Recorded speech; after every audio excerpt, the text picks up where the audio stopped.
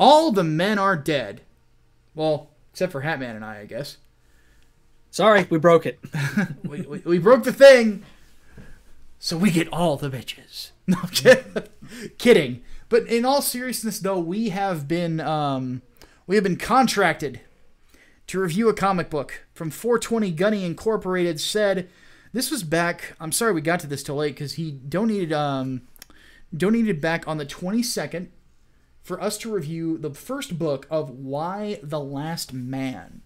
And initially, I was just going to review it, but Hatman said that he had gone through it, so I'm like, hey, yep, let's just go ahead and do a two-man review. Let's do it. And go from there. So for those who don't know, Why the Last Man is a series that was written by Brian K. Vaughan, who's mostly known for his work on the indies. He also did Runaways for Marvel, which, of course, was a big cult hit. It's an Eisner Award-winning series and is basically, for better or worse, about a world where literally every man on Earth dies except for one. It's every male. Every male. Male of every species. Basically, for better or worse, sentencing the Earth to destruction. Yeah. Because y'all need us. Yeah. Or there ain't going to be any more of us. Yeah. I mean, and it says, like, all the statistics and stuff, too. Like, you know, over 90% of the airline pilots. So, you know, you lost out on that. Electricians, plumbers, you know, labor jobs are all gone. Y'all are fucked. Let's just be honest, ladies. You're done for. And you're actually not fucked. You're the opposite of fucked, and yet you are fucked simultaneously. You are both unfuckable and yet permanently fucked at the same time. Okay, enough of that. But in all seriousness, though, so first observation of this book, because I've never read it before, up until recently. I've never read the series. Yep, I hadn't either. And you know what? You couldn't make this book today. Oh, absolutely not. I mean, this started in 2002. So, like, midway, or not even midway, really the beginning of the Bush era. Yeah. Ran until 2008, which would be throughout the Bush era. Yeah. You absolutely could not do this today. You could not. Mm-mm. Yeah, you are not allowed to say men are important. No. You're not allowed to. At least not from my perspective. No. So like if a writer from Jezebel read this book, her head would explode. Yeah, probably. Because it does not treat women that well, in my opinion. But it treats them like humans. It does. Yeah. It's like, you know, one of the first scenes in the comic is a female cop, like, shooting herself. Mm-hmm. Because she's like, all the men are dead. That scene alone would be seen as misogynistic now. Yeah. Or internalized misogyny. That sort of thing. You would not be able to write that now. Not at all.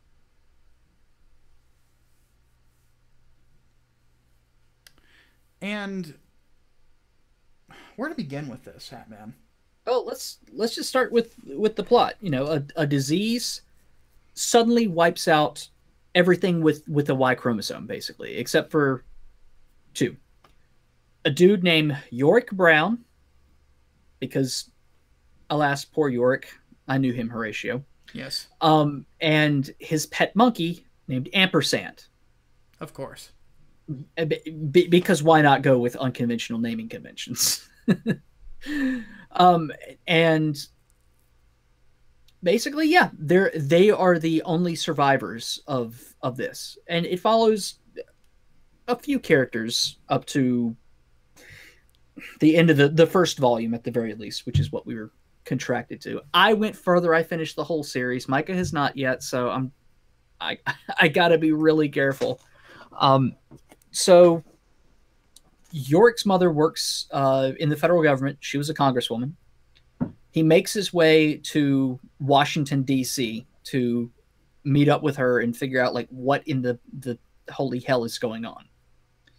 And it's from there that he meets a secret agent, because I'm fairly certain like none of y'all know what the Culper ring is, and I didn't either, and it's really not completely explained, but secret society meets an agent named 355 and a scientist by the name of Dr. Allison Mann, and they are basically tasked with trying to find a way to save the human race. Because without men, that's it. That's all that's left. Time's running out.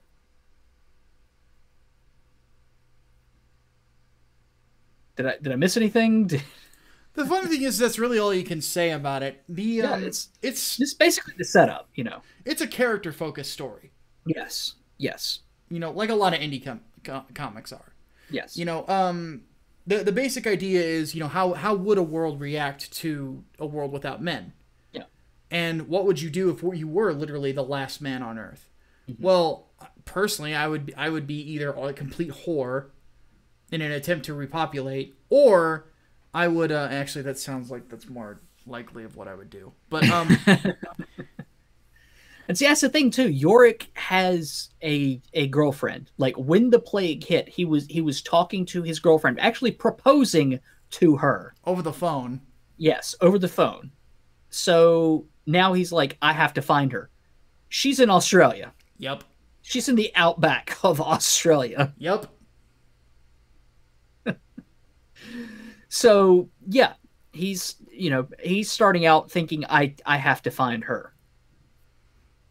And it turns out, nope, he's the last man on Earth. So now clearly this young man is considerably more idealistic than I am. So he is a better man than me. Clearly, he has his priorities in order too. Yeah. I've been a bachelor for far too long, it seems. But no, like how some of the people react to it. Like you've got, one of the first scenes where he has finally left his house involves him coming across a garbage truck driver, and it's basically a woman whose job it is to clean all the corpses of men off of the streets. Yep. And take them to God, what was it, like a baseball stadium or something? Became a furnace. Yeah, pretty much. Yeah. I mean, what are you going to do? Like, that's literally half of the population is dead. So mass disposal of bodies. I mean, yeah, it's dark. It's fucked up, but that's the nature of it. Yeah, it's a post-apocalyptic story. Yeah. And then, most of the government is fucking gone. Like, they had to go to the Secretary of Agriculture to find the successor to the president. That's how line of succession went. That's how far down line of succession went. Yeah, and on top of that, it's like Congress is gone, and most of the Secret Service is gone. Most of the military is gone. Yeah, yeah, and you've got even wives of congressmen and senators, showing up to Washington, being like, "No, I deserve to take his seat." That, that's how people are reacting to it. They're freaking out. That was another part of the book that I thought, it's like, yeah, you couldn't publish this today either. Talking about a republic as a republic. Oh, you're not allowed. You are not allowed to say that anymore either. You must burn it down. Yeah, exactly. And then you've got the absolute thing you would not be able to make today: the Daughters of the Amazon. Oh shit. Oh my god. Okay, so y'all know we talk about radical feminists on occasion. Yeah.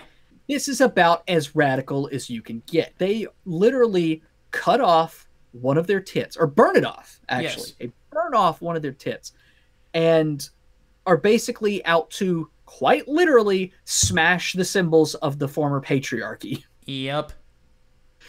So, holy shit.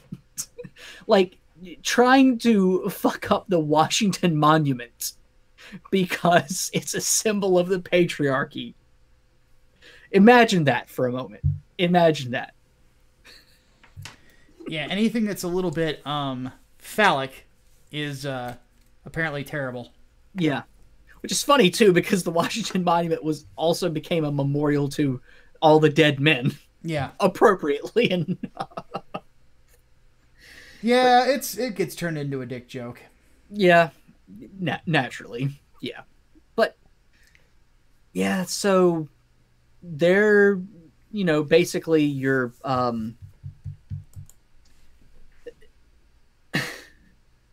Mad Max wannabes or Mad Maxine wannabes, Yeah. I suppose. Yeah, no, you wouldn't be able to get away with that today.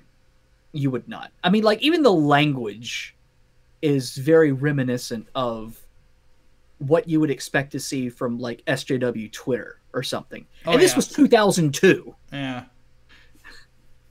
Yeah. Then again, that was a time where you could make fun of feminists. You could, yeah. Political correctness was not completely widespread yet. It was still not quite mainstream, but not quite niche either. But you could still crack a joke and not get blasted for it. Yeah, Jezebel didn't exist yet. Yeah, like nowadays, I mean, like, they even talk about internalized misogyny. Oh, yeah. It really is a Jesus mockery Christ. of third wave feminism. Oh, yes, absolutely. Absolutely. Absolutely. And yeah, you look at this, that's sort of the one thing that's just ringing through my head. It's like, we really could not make this book again. And it like, stuff like this discussion is kind of emblematic of why the film of it never got made. Mm-hmm. Although I think they are making a series. Supposedly. I don't think it's ever going to happen. I sincerely doubt it could be a straight adaptation. You would have to take a lot of liberties with it. No, they would. Like, in this day and age, there's nobody that would take the risk of an adaptation of that. No. At least not one that's even close to faithful. Yeah. They would rather do Y the Last Woman instead. Because... X the last one. Yeah. Yeah. There's no way. So, Micah, I'm curious. Where do you see this moving forward? Somebody's going to try to rape this boy. And it's going to be terrible.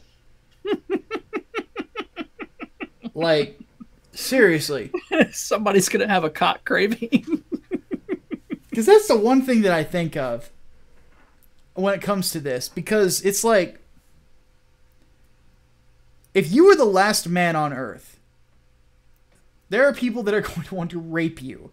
There are people that are going to want to capture you to try to clone you, or find out why you survived this plague. Mm-hmm. There are people that are going to want to, use you, quite literally. And you probably get some nihilistic psycho that doesn't want to kill you. So that's kind of where I see it going. It's like they've already set up that this is going to be a cross-country trip where they go all the way across the United States, and they're probably going to, meet their share of psychos along the way. Because it's, Yeah, you gotta go from the East Coast to the West Coast, quite literally. Yeah, it's going to be like Old Man Logan in reverse. Mm-hmm.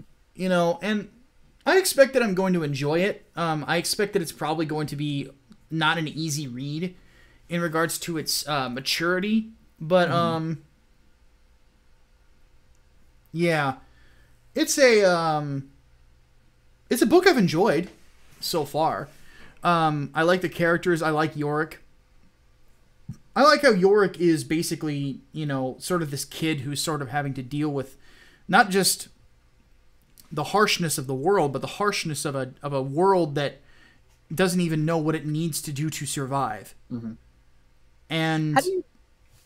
It's a scary thought. Yeah. How do you like his dialogue? Like his sense of humor, like all the things that he references and such. It's a little too quippy in some cases, but then again, he's an English major. Yeah. Like, he comes across like a spoiled English major. Which is like, his fucking name is Yorick. I could identify with him so much. It is kind of like reading you. Why. That's the weird thing. It's kind of like reading Hatman the book. It's like, this is how Hatman would freaking like this is what would happen if Hatman was the last man on Earth. Because let's face it, if I was the last man on Earth, the book would be a porno. I would just be like, I would immediately take charge of the world and say, all right, so I got about 4 in me a day. I gotta make time for breaks. I gotta make time for showering. If you're as fat as I am, I'm sorry, ladies, the answer is no.